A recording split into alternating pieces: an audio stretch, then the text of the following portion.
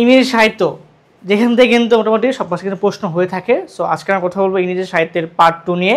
So আমরা last যে part ছিল পার্ট 1, সেখানে কিন্তু কথা বলছি আমরা কিছু গুরুত্বপূর্ণ কিওয়ার্ডস নিয়ে বা কিছু গুরুত্বপূর্ণ প্রশ্ন নিয়ে। সো আজকে কথা বলবো পার্ট 2 নিয়ে, যেখানে হচ্ছে আমাদের আরও কিছু গুরুত্বপূর্ণ কিছু পয়েন্ট নিয়ে থাকবে আমাদের আজকের এই ক্লাসটিতে। সো দেখতেছি আমরা আজকের ক্লাসে কী দেওয়া আছে আমরা। সো দেখো, একটু প্রথমে দেখো কী দেওয়া আছে। শেক্সপিয়ার, এই Shakespeare is known mostly for, মানে শেক্সপিয়ার তিনি কেন বেশি গুরুত্বপূর্ণ, কেন তার হচ্ছে তিনি একজন প্লে রাইট বা তিনি একজন নাট্যকার, তিনি মূলত এই জন্যই বেশি প্রচলিত। ঠিক আছে, আচ্ছা দেখো A.S. হর্নবাই, তিনি ফেমাস কেন? He is famous for writing dictionary, অর্থাৎ ডিকশনারি যে লেখাগুলো আছে না, ডিকশনারি, এই ডিকশনারি লেখার জন্য তিনি মূলত জনপ্রিয়। ঠিক আছে, এক কথায় তিনি ডিকশনারি লিখতেন প্রচুর। ওকে, তারপর দেখো পিবি শেলি, এই পিবি শেলি তিনি কেন বিখ্যাত? তো PB Shelley is famous for poetry বা কবিতা বা কাব্যিক। হ্যাঁ, তো এই মূলত হচ্ছে কবিতা রচনা করতেন বা কবিতা লিখতো। সো এই কবিতার জন্য পিবি শেলি কি বিখ্যাত। আচ্ছা, তারপর দেখো who is famous for slogan, একটা স্লোগান আছে যে অবস্ট্রাকশন কনস্টিটিউশন। হ্যাঁ, সো এটার জন্য কে বা এটা আসলে কার উক্তি? ঠিক আছে, এটা হচ্ছে জিবি শো, এটা কিন্তু প্রায় চলে আসে যে জিবি শোর উক্তিটা কি বা এটা কার উক্তি। ঠিক আছে, আচ্ছা এরপরে হচ্ছে who is call the father of dramatic monologue. হ্যাঁ, ড্রামাটিক মনোলগ এটা হচ্ছে একটু কাব্যিক টাইপের। ঠিক আছে, সো ড্রামাটিক মনোলগ এই জনকটাকে, এটা হচ্ছে রবার্ট ব্রাউনিং। তুমি হালকা মনে করো ভাই এটা, যে ড্রামাটিক মনোলগের জনককে রবার্ট ব্রাউনিং। ঠিক আছে, আচ্ছা তারপর দেখো the creators of modern drama, অর্থাৎ আধুনিক যে ড্রামাগুলো আছে, নাটকগুলো আছে, জনকটাকে দুইজন। একটা হচ্ছে আমাদের হেনরিক ইবসেন, পরীক্ষায় এই নামটা বেশি আসে, বাট সাথে আরেকজন আছে, তিনি হচ্ছে আমাদের George Bernard Shaw. So George Bernard Shaw এবং হেনরিক ইবসেন দুজনে কিন্তু মূলত হচ্ছে আমাদের আধুনিক নাটক যেগুলো আছে এর জন্য কিন্তু দুজন বিখ্যাত। সো এই ছিল হচ্ছে আমাদের আজকের প্রথম স্লাইডটা। দিতেছি আমাদের সেকেন্ড স্লাইড দেখে আমরা। দেখো হু ইজ নোন অ্যাজ লেকজিওগ্রাফার। হ্যাঁ, এটা হচ্ছে স্যামুয়েল জনসন, তিনি হচ্ছে একজন লেকজিওগ্রাফার হিসেবে যতবর্ণ, তিনি হচ্ছে কে? Samuel Johnson. ঠিক আছে, আচ্ছা দ্য ফার্স্ট ইংলিশ ডিকশনারি, আমাদের প্রথম ডিকশনারি ছিল যে সেটা আসলে কম্পোজ করছিল কে বা কম্পাইল করছিল কে? এটা হচ্ছে স্যামুয়েল জনসন।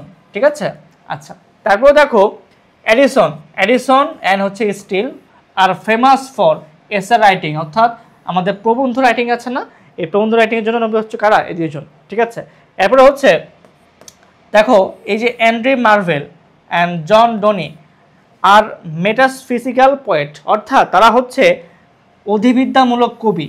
হ্যাঁ, ঠিক আছে, তারপর দেখো অ্যাডিসন অ্যান্ড স্টিল রোড, ইনি হচ্ছে এসে লিখতেন এবং হচ্ছে পিরিয়ডিক্যাল লিখতেন। ঠিক আছে, সো এই এসের মানেটা হচ্ছে প্রবন্ধ, আর এই যে পিরিয়ডিক্যাল এর অর্থটা হচ্ছে আমাদের সাময়িক পত্রিকা। সো সাময়িক পত্রিকা এবং প্রবন্ধের জন্য হচ্ছে এই দুজন বিখ্যাত ছিল।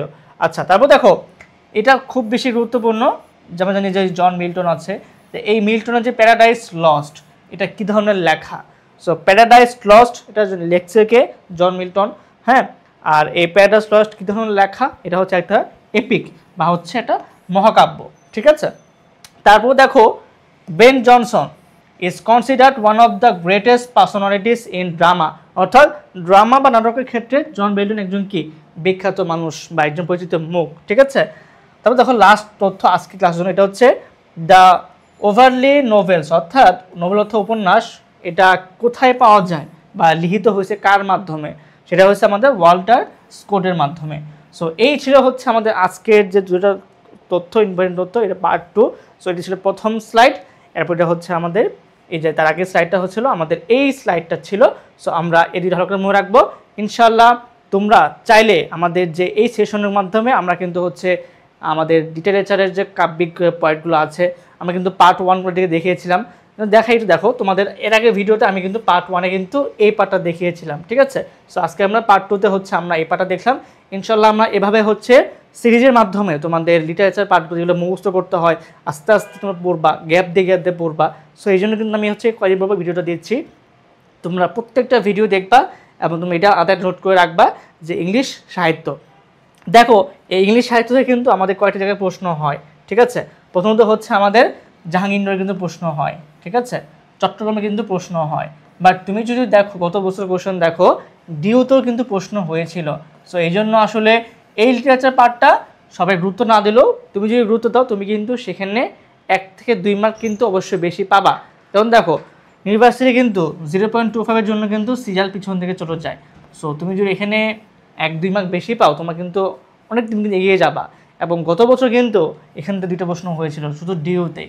ওকে, এটা জিকের মধ্যে হোক বা বাংলার মধ্যে হোক, তুমি যে একটা পার্ট মুখস্থ তোমার কিন্তু সবগুলো মুখস্থ হয়ে যাবে। সো আই থিঙ্ক তোমরা এই পুরো ভিডিওটা অবশ্যই দেখবা এবং নোট করে দেখে ফেলবা। সো দেখা হচ্ছে ইনশাআল্লাহ পরবর্তী কোনো ভিডিওতে। আল্লাহ হাফেজ, আসসালামু আলাইকুম।